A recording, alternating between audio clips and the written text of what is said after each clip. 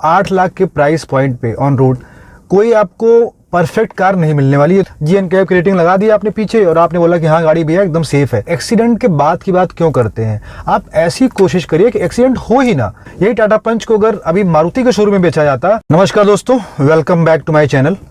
आज का ये वीडियो होने वाला है टाटा पंच के बारे में। इसके पहले मैंने एक वीडियो बनाई थी टाटा पंच के बारे में, जिसमें बताया था उसके जो कुछ पॉइंट है जो उसको खास बनाते हैं और किन लोगों को और क्यों टाटा पंच खरीदनी चाहिए। और मुझे लगा कि एक तरह से वो टाटा का प्रॉस का वीडियो हो गया, तो मुझे एक इसका जो कॉन्स जो इसके नेगेटिव है उसके बारे में वीडियो बनाना चाहिए।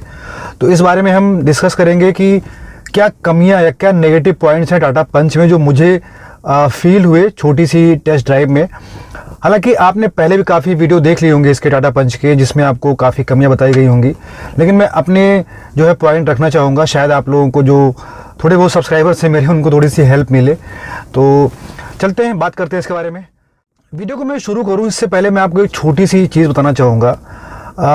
एक चीज़ है इंडिया में, अगर आप देखें तो 8 लाख के प्राइस पॉइंट पे ऑन रोड कोई आपको परफेक्ट कार नहीं मिलने वाली। ये तो बहुत ही स्पष्ट चीज़ है।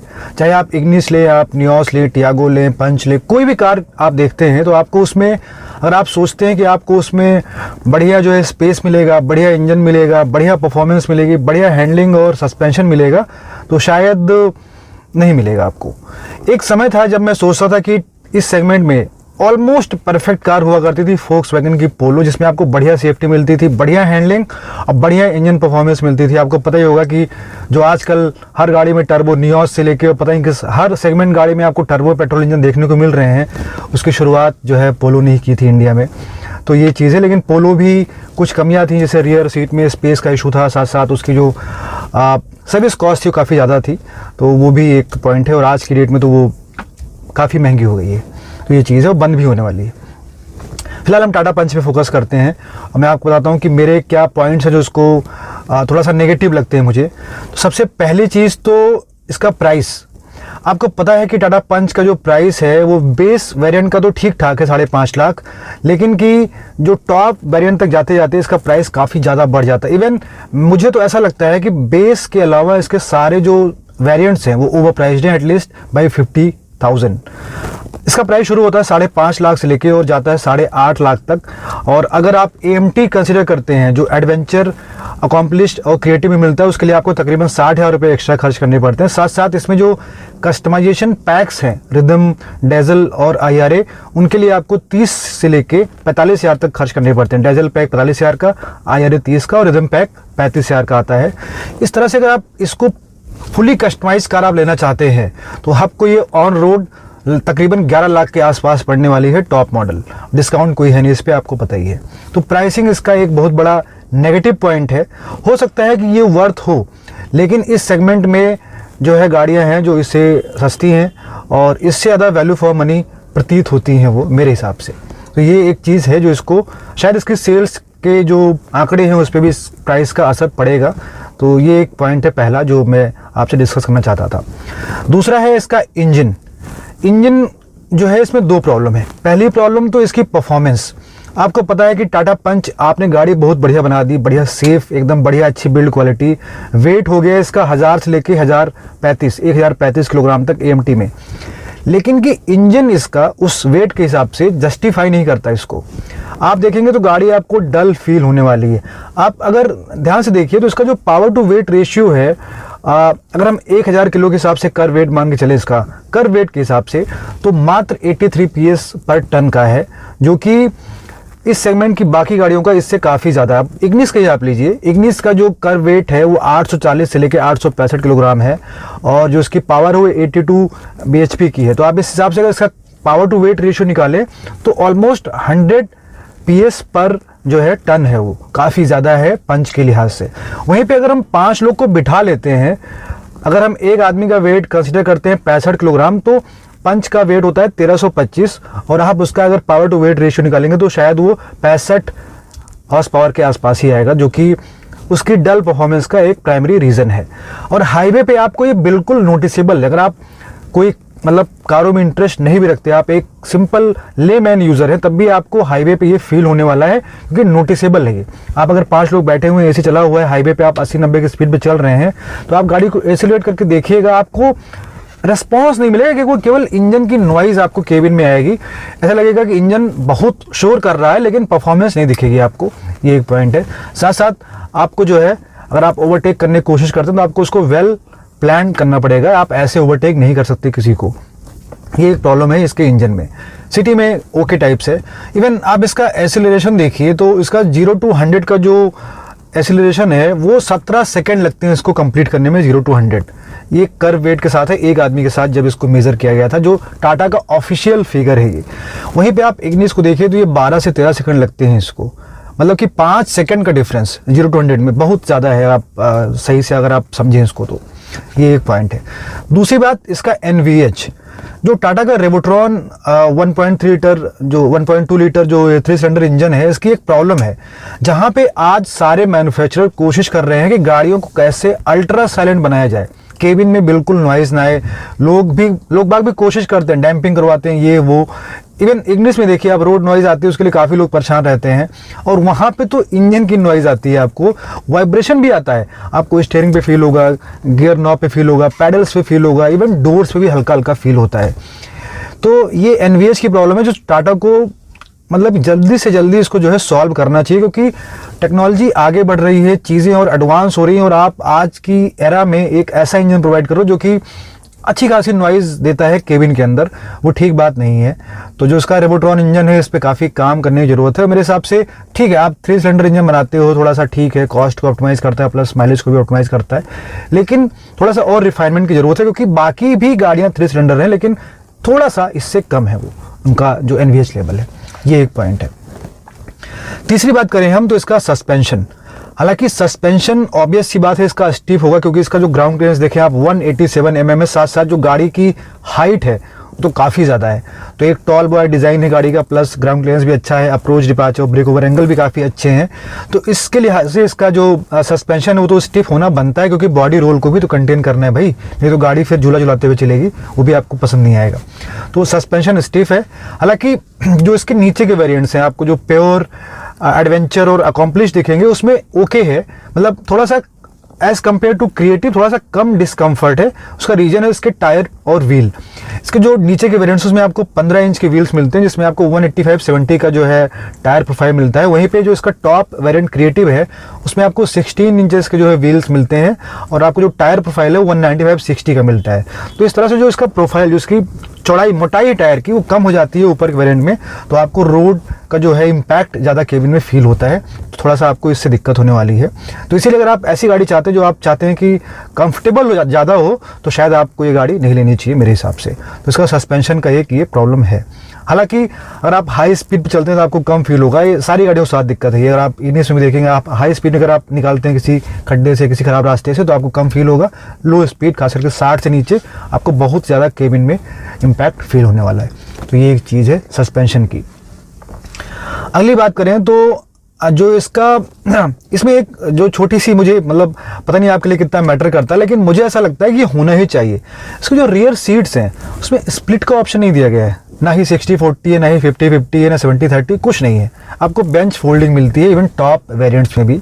तो मुझे इसका एक नेगेटिव पॉइंट लगा ये, इसमें एटलीस्ट 60/40 का स्प्लिट मिलना ही चाहिए, क्योंकि गाड़ी छोटी है तो आपको सामान वामान रखने में कभी जो है इशू हो सकता है। तो ये एक चीज़ जो है मैं आपको बताना चाहता था। साथ साथ इसमें जो पीछे जो है केबिन में आपको जो है AC वेंट्स भी नहीं मिलते हैं, क्योंकि इसकी प्राइसिंग जो है ठीक ठाक है। तो इसमें आप देखेंगे तो इस सेगमेंट में गाड़ियां हैं जो रियर AC वेंट्स प्रोवाइड करती हैं। हालांकि अगर मुझसे ईमानदारी से पूछा जाए तो मैं कहूँगा कि शायद ज़रूरत भी नहीं, क्योंकि गाड़ी इतनी भी लंबी चौड़ी नहीं है कि आपको, और इसका AC पावरफुल, टाटा गाड़ियों का AC वैसे ही पावरफुल होता है, तो कूलिंग में कोई प्रॉब्लम नहीं आती। लेकिन अगर होता तो शायद जो इसका प्राइस है उसको थोड़ा जस्टिफाई करता, थोड़ा सा अच्छा होता अगर एक्स्ट्रा जो है AC वेंट्स होते पीछे तो ये एक और पॉइंट है। अगला पॉइंट मैं और बोलना चाहूँगा, हालांकि ये एक मतलब डिटेल में इस पर बात करनी चाहिए, बट फिर भी मैं थोड़ा सा आपको बताना चाहूँगा। इसकी सेफ्टी तो टॉप नॉच है, नो डाउट। आपको GN कैप के हिसाब से इसको 5 स्टार रेटेड कार है, 16.45 out of 17 in adult protection, मतलब कि बहुत अच्छी बात है। लेकिन मैं एक चीज़ सारे मैन्युफैक्चरर्स के लिए बोलना चाहता हूँ कि भाई क्रैश टेस्ट मतलब ठीक है, एक्सीडेंट के बाद की बात तो ठीक है, लेकिन आपको ऐसे फीचर प्रोवाइड करने चाहिए जिसको बोलते हैं हम एक्टिव सेफ्टी फीचर्स, उनको प्रोवाइड करना चाहिए। जैसे कि ESC हो गया, कॉर्नरिंग ब्रेकिंग कंट्रोल हो गया, 3 पॉइंट सीट बेल्ट हो गई विथ टेंशनर, ये सब चीज़ें आपको प्रोवाइड करनी चाहिए और जितने ज़्यादा हो सके आपको एक्टिव सेफ्टी फीचर्स प्रोवाइड करने चाहिए, ना कि आप पैसिव आप जो है GNCAP की रेटिंग लगा दी आपने पीछे और आपने बोला कि हाँ गाड़ी भैया एकदम सेफ है। भाई आप एक्सीडेंट के बाद की बात क्यों करते हैं? आप ऐसी कोशिश करिए कि एक्सीडेंट हो ही ना। तो आपको अगर ESC मिलता है, बाकी सेफ्टी फीचर्स मिलते हैं, आपको ड्राइवर असिस्ट के कुछ फीचर्स मिलते हैं, इमरजेंसी ब्रेकिंग जो है आपको असिस्ट मिलता है, तो आप एक्सीडेंट को ही अवॉइड कर सकते हैं। आप एक्सीडेंट की बात क्यों करें हम? तो आप, मुझे ऐसा लगता है कि हर मैन्युफैक्चरर को इंडिया में एक्टिव सेफ्टी फीचर्स की लिस्ट बहुत ज़्यादा बढ़ानी चाहिए। साथ साथ पैसिव के लिहाज से आपको एयरबैग्स बिल्कुल जो है 6 स्टैंडर्ड होने चाहिए हर गाड़ी में। तो ये एक पॉइंट था मेरे हिसाब से। एक्टिव सेफ्टी फीचर्स अगर गाड़ी में कुछ होते, ESC, cornering braking system, emergency breaking assist और कुछ अलग फीचर्स जो होते, इवन इसमें पीछे टाटा पंच में जो है 3 पॉइंट सीट बेल्ट भी नहीं ऑफर करता बीच वाले पैसेंजर के लिए, तो ये भी एक पॉइंट है।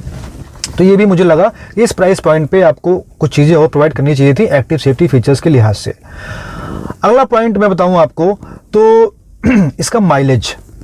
गाड़ी हैवी है और शहर में अगर आप चलाते हैं इसको तो आपकी एक्सपेक्टेशन कंट्रोल में होनी चाहिए। आपको ये 12 से 14 का ही माइलेज देने वाली है। अगर आप बिल्कुल गाड़ी जैसे चलाई जाती है उसे चलाएंगे आपको तो शायद कम भी मिल सकता है, आपको 11-10 भी मिल सकता है, लेकिन 12 से 14 का आप मान के चलिए शहर में। और आपको हाईवे पे अगर आप लाइट फुट चलाते हैं, 80 तक स्पीड मेंटेन करते हैं, तो आपको जो है 16 से लेके और 20 तक ये वेरी कर सकता है। तो माइलेज भी एक पॉइंट है इसका। अगली बात जो सर्वविदित है वह है टाटा की आफ्टर सेल सर्विस। 2 चीज़ों में टाटा को बहुत काम करना चाहिए, एक तो इंजन, एक तो इनकी after sale service. After sale service में टाटा को मैं बार बार बोल चुका हूं कि ये डीलर टू डीलर वेरी करता है। आपका एक्सपीरियंस बहुत अच्छा भी हो सकता है और बहुत ज़्यादा बुरा भी हो सकता है, वो डीलर टू डीलर वेरी करता है। लेकिन इस चीज़ के लिए हम टाटा को रियायत नहीं देंगे कि डीलर का व्यवहार था इसलिए टाटा को रियायत देंगे। सारे डीलर एक ही जैसे होते हैं, अब क्या बोलूँ मैं उस बारे में, छोड़िए।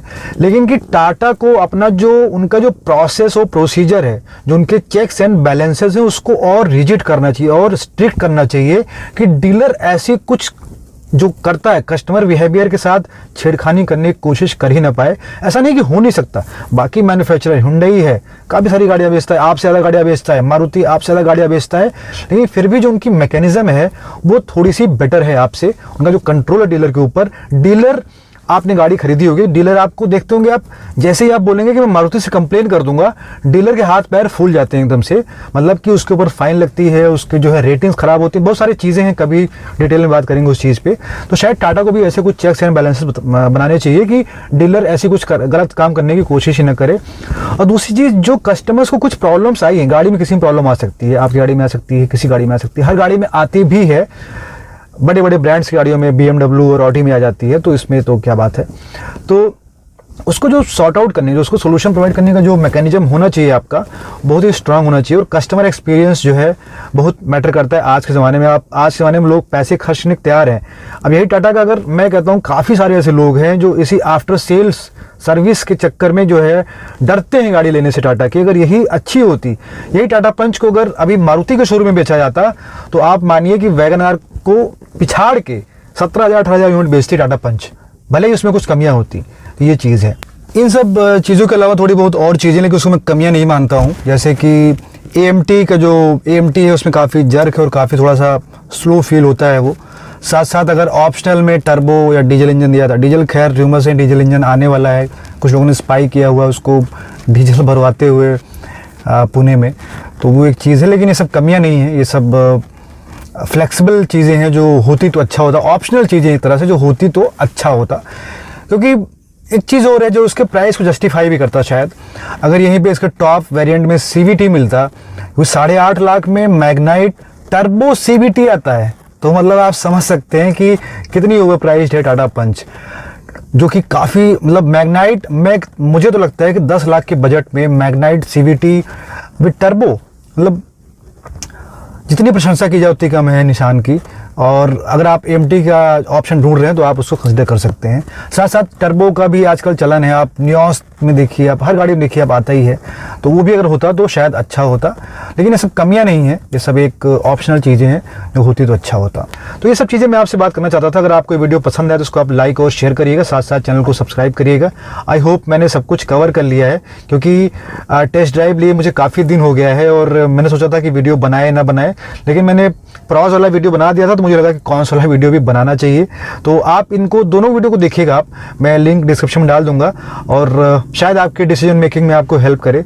तो आज के इस वीडियो में बस इतना ही। Thank you so much for watching. अगर आप गाड़ी चलाते हो तो प्लीज़ सीट बेल्ट पहनिए, साथ साथ जो है ट्रैफिक नियमों का पालन करिए। Thank you.